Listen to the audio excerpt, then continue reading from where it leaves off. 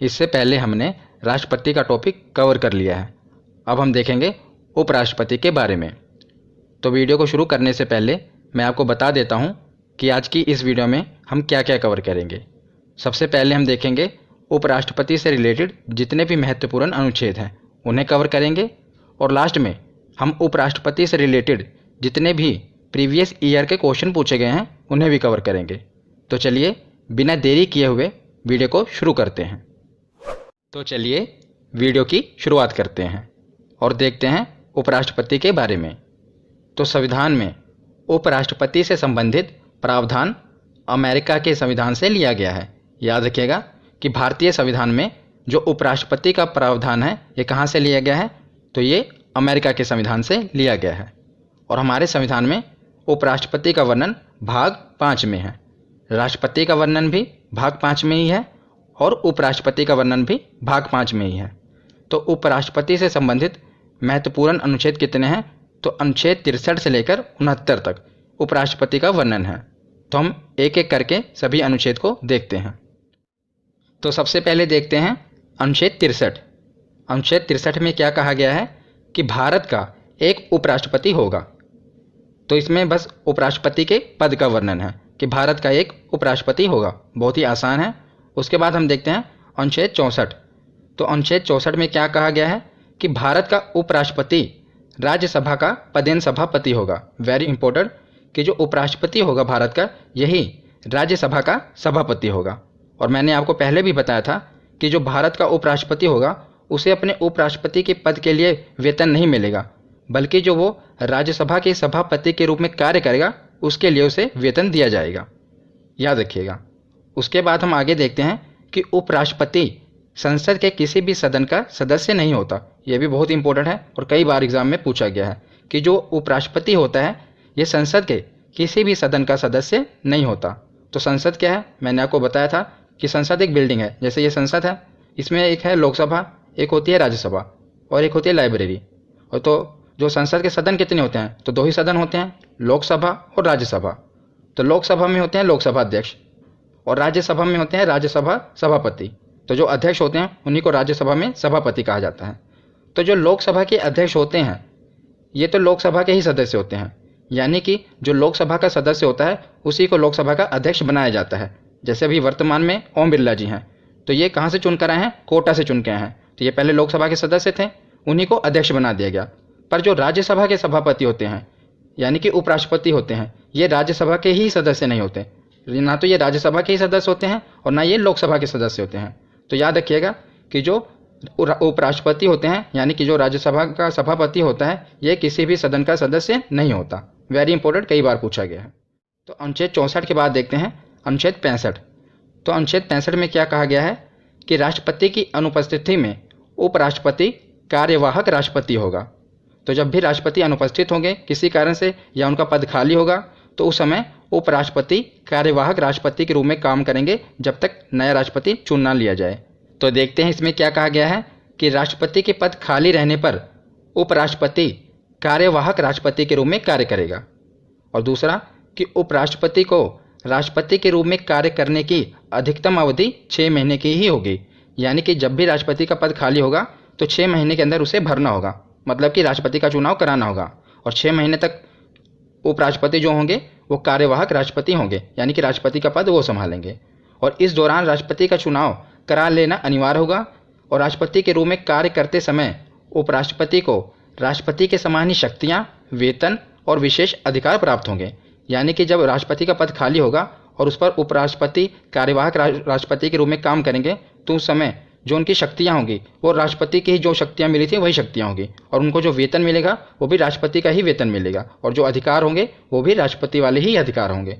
समझ गए? मतलब जो भी जब वो राष्ट्रपति के पद पर बैठे होंगे तो जो भी राष्ट्रपति की शक्तियाँ थी, उनका वेतन था, अधिकार था, वो सभी उपराष्ट्रपति का अधिकार हो जाएगा। अब क्योंकि अब वो उपराष्ट्रपति नहीं रहे ना, अब वो राष्ट्रपति के रूप में काम कर रहे हैं। उसके बाद हम देखते हैं अनुच्छेद 66।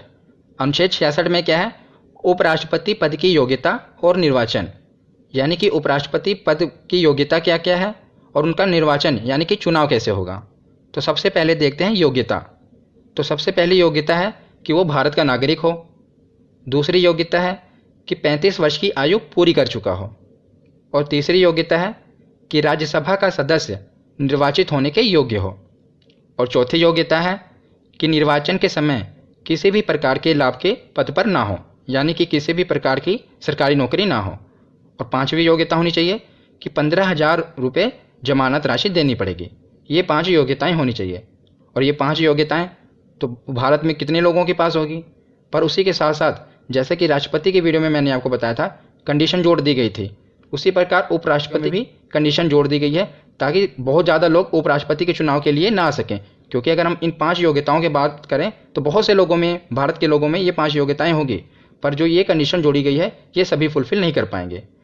तो अगर आपने राष्ट्रपति की वीडियो नहीं देखी तो वो भी देख लेना, उसमें भी मैंने बताया था। और इस वीडियो में मैं राष्ट्रपति और उपराष्ट्रपति को कंपेयर करके चलूँगा ताकि आपको याद रहे। तो उसमें मैंने बताया था कि साथ साथ क्या जोड़ा गया था कि 50 प्रस्तावक और 50 अनुमोदक होने चाहिए। और उपराष्ट्रपति में क्या कहा गया है कि 20 प्रस्तावक और 20 अनुमोदक होने चाहिए। तो 20 प्रस्तावक और 20 अनुमोदक क्या हैं ये मैं आपको फिर से बता देता हूँ। तो प्रस्तावक का मतलब तो ये है कि जो संसद के सदस्य हैं, यानी कि सांसद हैं, उसमें से 20 सदस्य आपका प्रस्ताव लेकर जाएं और हाँ कहें कि इस व्यक्ति को हम उपराष्ट्रपति का चुनाव लड़ाना चाहते हैं, आपके प्रस्तावक हों। और उसके साथ साथ 20 अनुमोदक होने चाहिए, मतलब कि वो अनुमोदन करें, कि हस्ताक्षर करें, लिखित हस्ताक्षर करके दें कि हाँ हम इस व्यक्ति को उपराष्ट्रपति का चुनाव लड़ाना चाहते हैं। तो जो प्रस्तावक और अनुमोदक ये अलग अलग होने चाहिए, मतलब कि 40 सदस्यों तक आपकी पहुंच होना चाहिए। पहले तो 20 प्रस्ताव लेकर जाएं और 20 अनुमोदन करें। तो आशा करता हूं आपको क्लियर हो गया होगा। तो अब हम देखते हैं उपराष्ट्रपति का निर्वाचन, यानी कि उपराष्ट्रपति का चुनाव कैसे होगा। तो उपराष्ट्रपति का निर्वाचन संसद के दोनों सदनों के सदस्यों के द्वारा, याद रखिएगा, संसद के दोनों सदन यानी कि लोकसभा और राज्यसभा के सदस्यों के द्वारा एकल संक्रमणीय मत पद्धति द्वारा किया जाता है। तो ये एकल संक्रमणीय मत पद्धति क्या है ये मैंने राष्ट्रपति की वीडियो में डिटेल में बताया हुआ है, तो इसमें मैं नहीं बताऊंगा ताकि वीडियो लंबी ना हो जाए। तो मैंने उसमें बताया था, आप वहां से देख लेना। अगर आपने वीडियो देखा होगा तो आपको पता होगा कि ये एकल संक्रमणीय मत पद्धति क्या है। गौर करने वाली बात यह है कि इसमें संसद के दोनों सदनों के सदस्य भाग लेंगे। जब राष्ट्रपति का चुनाव हुआ था तो उसमें मैंने आपको बताया था कि उसमें कौन कौन भाग लेता था। तो संसद तो भाग लेती थी और साथ ही साथ राज्यों की विधानसभा भी भाग लेती थी। पर उपराष्ट्रपति के केस में ऐसा नहीं है, यहाँ पर केवल संसद ही भाग लेगी, राज्यों की विधानसभा भाग नहीं लेगी। तो संसद के दोनों सदन भाग लेंगे, यानी कि लोकसभा के सभी सदस्य और राज्यसभा के सभी सदस्य उपराष्ट्रपति के चुनाव में भाग लेंगे। गौर करने वाली बात यह है कि मैंने लिखा है लोकसभा के सभी सदस्य और राज्यसभा के सभी सदस्य, तो सभी सदस्य मैंने लिखे हैं। पर जब राष्ट्रपति का चुनाव हुआ था वहाँ पर सभी सदस्य नहीं थे, वहाँ पर क्या था, लोकसभा के निर्वाचित सदस्य और राज्यसभा के निर्वाचित सदस्य, वहाँ पर सभी सदस्य नहीं थे। पर यहाँ पर है, यहीं पर आपको एग्जामिनर कंफ्यूज करता है, इसीलिए मैं आपको बारीकी से सभी बातें बता रहा हूँ। ये गौर करने वाली बातें हैं, यहीं पर एग्जामिनर क्वेश्चन पूछता है। अभी आगे हम देखेंगे कि वहाँ पर लिखा होता है लोकसभा के सभी सदस्य, लोकसभा के निर्वाचित सदस्य। तो इसमें फ़र्क क्या है, निर्वाचित मतलब कि जिन्हें जनता ने चुनकर भेजा है वो निर्वाचित, यानी कि जो चुनाव के द्वारा हैं। तो कुछ सदस्य होते हैं जो मनोनीत होते हैं, जिन्हें राष्ट्रपति मनोनीत करते हैं अपने हिसाब से।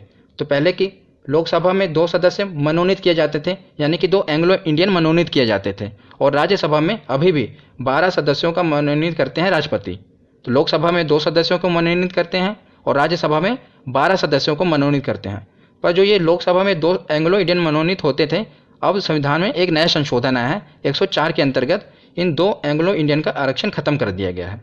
यानी कि अब लोकसभा में 2 एंग्लो इंडियन सदस्य मनोनीत नहीं करेंगे राष्ट्रपति। पर जो ये 12 सदस्य हैं इन्हें तो अभी भी राज्यसभा में मनोनीत किया जाएगा, ये अभी भी मनोनीत किए जाएंगे। तो जो ये 12 सदस्य हैं ये भी उपराष्ट्रपति के चुनाव में भाग लेंगे, पर राष्ट्रपति के चुनाव के समय ये भाग नहीं लेते थे। क्यों भाग नहीं लेते थे? क्योंकि इनको राष्ट्रपति ने चुना है और राष्ट्रपति ने इनको चुना है। अब जब अगली बार राष्ट्रपति चुनाव लड़ेगा तो हो सकता है ये पक्षपात करें, इनको राष्ट्रपति ने चुना है तो ये राष्ट्रपति को भी चुन लें। इसीलिए संविधान में ऐसा प्रावधान किया गया है कि जिनको राष्ट्रपति ने चुना है वो राष्ट्रपति को नहीं चुनेंगे, पर ये उपराष्ट्रपति को चुन सकते हैं। तो आशा करता हूँ आपको ये बारीकी समझ आई होगी। तो अगला अनुच्छेद है अनुच्छेद 67। अनुच्छेद 67 में क्या है, उपराष्ट्रपति का कार्यकाल और पद से हटाने की प्रक्रिया, यानी कि उपराष्ट्रपति का कार्यकाल कितना होगा और इसे अपने पद से कैसे हटाया जा सकता है।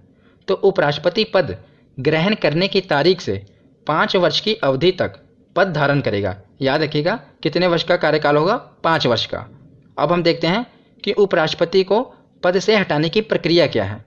तो जब राष्ट्रपति को पद से हटाया जाता है तो उसे महाभियोग कहते हैं, मतलब कि संविधान में लिखा गया है कि महाभियोग की प्रक्रिया के द्वारा हटाया जाएगा।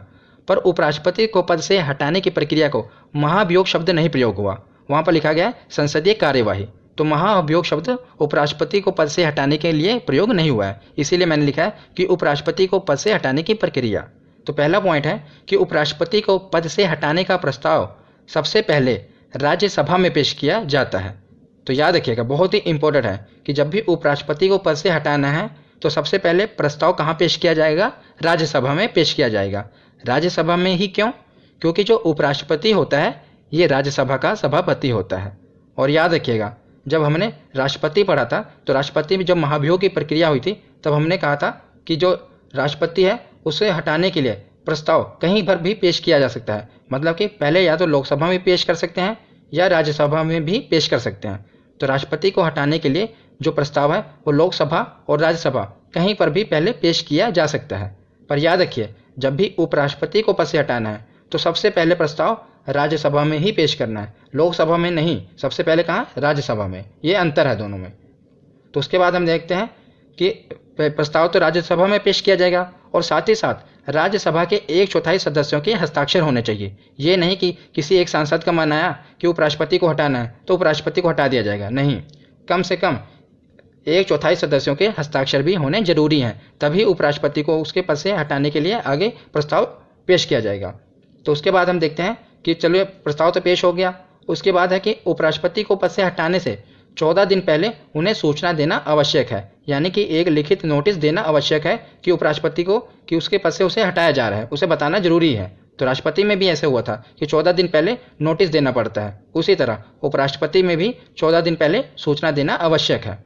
तो उसके बाद तीसरा पॉइंट देखते हैं कि राज्यसभा अगर अपने तात्कालिक सदस्य संख्या से प्रस्ताव को पारित कर दे और उसके बाद लोकसभा की सहमति हो तब उपराष्ट्रपति को उसके पद से हटाया जा सकता है।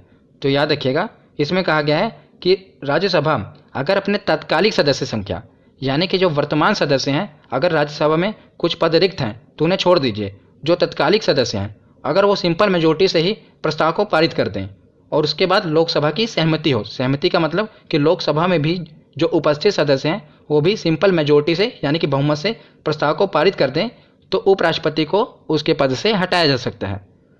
तो जो राष्ट्रपति वाला केस था उसमें इतना आसान नहीं था।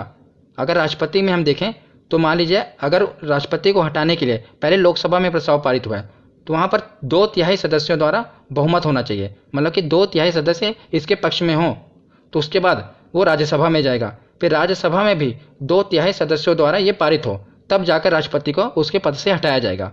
पर उपराष्ट्रपति के केस में ऐसा नहीं है। उपराष्ट्रपति को हटाना आसान है, इसमें सिंपल मेजोरिटी चाहिए, बस बहुमत हो जाए तो उसको हटा दिया जाएगा। पर राष्ट्रपति के केस में याद रखिएगा 2/3 बहुमत होना चाहिए, तो ये इसमें अंतर है, याद रखिएगा। उसके बाद देखते हैं अगला अनुच्छेद 68। तो अनुच्छेद 68 में क्या है कि उपराष्ट्रपति का पद रिक्त होने पर चुनाव यथाशीघ्र कराए जाएं।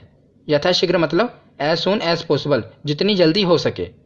राष्ट्रपति के केस में क्या था कि अगर राष्ट्रपति का पद खाली होता है तो 6 महीने के अंदर चुनाव करवाने जरूरी हैं। पर उपराष्ट्रपति के केस में कोई टाइम लिमिट नहीं दी गई, बस ऐसा लिखा गया है कि यथाशीघ्र जितनी जल्दी हो सके चुनाव करा लिए जाएं। तो अनुच्छेद 68 के बाद है अनुच्छेद 69। इसमें क्या है कि उपराष्ट्रपति पद की शपथ। तो उपराष्ट्रपति को उसकी पद की शपथ कौन दिलाता है? तो राष्ट्रपति दिलाते हैं उपराष्ट्रपति को पद की शपथ। और अगर उपराष्ट्रपति को अपना त्याग पत्र देना है तो त्याग पत्र वो किसको देता है? तो त्याग पत्र भी वो अपने राष्ट्रपति को ही देता है। तो त्याग पत्र भी राष्ट्रपति को ही देता है, और अगर शपथ दिलानी हो तो वो भी उसे राष्ट्रपति ही दिलाता है। तो अब हम कुछ महत्वपूर्ण तथ्य देख लेते हैं कि भारत के प्रथम उपराष्ट्रपति डॉक्टर सर्वपल्ली राधाकृष्णन और हामिद अंसारी को 2 कार्यकाल के लिए भारत का उपराष्ट्रपति चुना गया है। तो याद रखिएगा, इन दोनों को 2 कार्यकाल के लिए भारत का उपराष्ट्रपति चुना गया। एक कार्यकाल कितनी अवधि का होता है? तो 5 साल का। तो 10 सालों के लिए ये 2 उपराष्ट्रपति बने थे, एक तो डॉक्टर सर्वपल्ली राधाकृष्णन और दूसरे हामिद अंसारी, ये दोनों याद रखिएगा। और दूसरा पॉइंट है कि कृष्णकांत भारत के ऐसे उपराष्ट्रपति थे जिनकी मृत्यु उनके कार्यकाल के दौरान ही हो गई थी। तो जब उनका उपराष्ट्रपति का कार्यकाल चल ही रहा था तो उसी दौरान कृष्णकांत जी की मृत्यु हो गई थी। तो ये इकलौते ऐसे उपराष्ट्रपति थे। तो दोनों तथ्य आप याद रखिएगा। तो अब इसके बाद हम टेस्ट लगाते हैं। तो चलिए अब प्रीवियस ईयर क्वेश्चन देखते हैं। अब हम देखते हैं कि हमने थ्योरी तो पढ़ ली, क्या अब हम क्वेश्चन भी कर पा रहे हैं या नहीं कर पा रहे हैं। तो सबसे पहला क्वेश्चन है कि भारतीय संविधान के किस भाग में उपराष्ट्रपति का पद उल्लेखित है। तो आप बताइए किस भाग में उल्लेखित है उपराष्ट्रपति का पद। तो इसका ऑप्शन सही होगा ऑप्शन सी, भाग 5 में उपराष्ट्रपति का पद उल्लेखित है। नेक्स्ट क्वेश्चन देखते हैं कि भारत के प्रथम उपराष्ट्रपति कौन थे। तो अभी हमने देखा कि भारत के प्रथम उपराष्ट्रपति कौन थे, तो डॉक्टर सर्वपल्ली राधाकृष्णन यानी कि डॉक्टर एस राधाकृष्णन ये भारत के प्रथम उपराष्ट्रपति थे। उसके बाद नेक्स्ट क्वेश्चन है कि भारतीय संविधान के किस अनुच्छेद में उपराष्ट्रपति के पद का उल्लेख किया गया है। तो अब आप बताइए कि किस अनुच्छेद में किया गया है उपराष्ट्रपति के पद का उल्लेख। तो ये है अनुच्छेद 63। अनुच्छेद 63 में उपराष्ट्रपति के पद का उल्लेख किया गया है कि भारत में एक उपराष्ट्रपति होगा। उसके बाद अगला क्वेश्चन देखते हैं कि भारत का उपराष्ट्रपति चुने जाने के लिए किसी भी नागरिक को न्यूनतम कितने वर्ष की आयु पूरी कर लेनी चाहिए। तो न्यूनतम कितने वर्ष की आयु होनी चाहिए कि अगर किसी नागरिक को भारत का उपराष्ट्रपति बनना है तो उसके लिए न्यूनतम आयु कितनी होनी चाहिए। तो ऑप्शन सी इसका राइट आंसर है, कम से कम 35 वर्ष की आयु होनी चाहिए। उसके बाद अगला क्वेश्चन है कि भारत का राष्ट्रपति अपना त्यागपत्र किसको सौंपता है। तो इसका राइट आंसर होगा भारत के उपराष्ट्रपति को। भारत का राष्ट्रपति अपना त्यागपत्र भारत के उपराष्ट्रपति को देता है।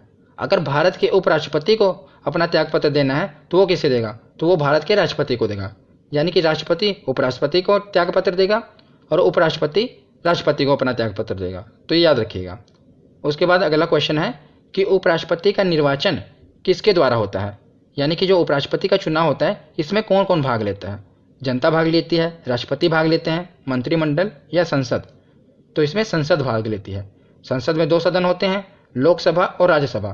तो लोकसभा और राज्यसभा दोनों सदस्य उपराष्ट्रपति के निर्वाचन में भाग लेते हैं, यानी कि संसद भाग लेती है। तो नेक्स्ट क्वेश्चन है कि उपराष्ट्रपति को पद से हटाने संबंधी प्रस्ताव प्रस्तुत किया जा सकता है। तो सबसे पहले उपराष्ट्रपति को अगर पद से हटाना है तो सबसे पहले किस सदन में प्रस्ताव प्रस्तुत किया जाता है। तो राज्यसभा में प्रस्तुत किया जाता है और कई बार एग्जाम में पूछा गया है, बहुत ही इंपॉर्टेंट है। याद रखिएगा कि अगर उपराष्ट्रपति को उसके पद से हटाना है तो सबसे पहले प्रस्ताव राज्यसभा में प्रस्तुत किया जाएगा, पर अगर यही राष्ट्रपति को उसके पद से हटाना है तो कहाँ पर प्रस्तुत किया जाएगा। तो इसका ऑप्शन फिर सही होता ऑप्शन ए। अगर राष्ट्रपति को हटाना होता तो संसद के किसी भी सदन में प्रस्ताव प्रस्तुत किया जा सकता है, पर यही अगर उपराष्ट्रपति को हटाना है तो पहले राज्यसभा में ही प्रस्ताव प्रस्तुत करना पड़ेगा। उसके बाद अगला क्वेश्चन है कि उपराष्ट्रपति लोकसभा का सदस्य होता है, राज्यसभा का सदस्य होता है, किसी भी सदन का सदस्य नहीं होता है या संसद का सदस्य होता है। तो इसका राइट आंसर क्या होगा, तो वो किसी भी सदन का सदस्य नहीं होता। तो उपराष्ट्रपति ना तो लोकसभा का सदस्य होता है और ना ही राज्यसभा का सदस्य होता है, वो किसी भी सदन का सदस्य नहीं होता। तो अगला क्वेश्चन है कि उपराष्ट्रपति अधिकतम कितने समय तक राष्ट्रपति का कार्यवाहक पद संभालता है। कि जब राष्ट्रपति का पद रिक्त होता है तो उपराष्ट्रपति कितने महीने तक राष्ट्रपति का कार्यवाहक पद संभालता है। तो वो कार्यवाहक राष्ट्रपति के रूप में केवल 6 महीने तक ही काम करता है, उसके बाद राष्ट्रपति का चुनाव होना जरूरी है। अगला क्वेश्चन है कि निम्न में से किसी एक की अध्यक्षता ऐसे के द्वारा की जाती है जो उसका सदस्य नहीं होता। तो कौन ऐसा है जो उसका सदस्य नहीं है फिर भी उसकी अध्यक्षता करता है, लोकसभा, विधानसभा, राज्यसभा या मंत्रिपरिषद। तो राज्यसभा का अध्यक्ष, तो राज्यसभा का जो अध्यक्ष है वो उसकी अध्यक्षता तो करता है पर वो उसका सदस्य नहीं होता। ये क्वेश्चन में पूछा गया था। उसके बाद अगला क्वेश्चन है कि भारत के उपराष्ट्रपति को उनके पद की शपथ कौन दिलाता है। तो उपराष्ट्रपति को उनके पद की शपथ कौन दिलाता है, तो राष्ट्रपति उनकी पद की शपथ दिलाता है। अगर उपराष्ट्रपति को त्यागपत्र भी देना है तो राष्ट्रपति को ही देंगे और उपराष्ट्रपति को शपथ भी राष्ट्रपति ही दिलाता है। तो आखिरी क्वेश्चन है कि उपराष्ट्रपति का चुनाव कराने वाली निर्वाचन संस्था के सदस्य कौन होते हैं। तो वेरी इंपॉर्टेंट, आप कई बार देख रहे हैं कि एग्जाम में ये क्वेश्चन पूछा गया है और बार बार पूछा जा रहा है, तो बहुत ही इंपॉर्टेंट है। बार बार ये घुमा फिरा के पूछा जाता है कि उपराष्ट्रपति के चुनाव में कौन कौन भाग लेता है, यानी कि उपराष्ट्रपति के निर्वाचन संस्था के सदस्य कौन कौन होते हैं। तो इसका राइट आंसर होगा संसद के दोनों सदनों के सदस्य, यानी कि लोकसभा और राज्यसभा दोनों सदनों के सदस्य उपराष्ट्रपति के चुनाव में भाग लेते हैं। और जो ये ऑप्शन देख रहे हैं कि लोकसभा और राज्यसभा दोनों के निर्वाचित सदस्य, तो इसमें ये भाग लेते हैं राष्ट्रपति के चुनाव में निर्वाचित सदस्य, पर जो निर्वाचित प्लस मनोनीत यानी कि टोटल जो सदस्य हैं संसद के दोनों सदनों के सदस्य, ये उपराष्ट्रपति के चुनाव में भाग लेते हैं। तो आज की ये वीडियो यहीं पर ख़त्म होती है। आशा करता हूँ आपको समझ में आई होगी। तो कैसी लगी ये वीडियो कमेंट सेक्शन में ज़रूर बताना। धन्यवाद।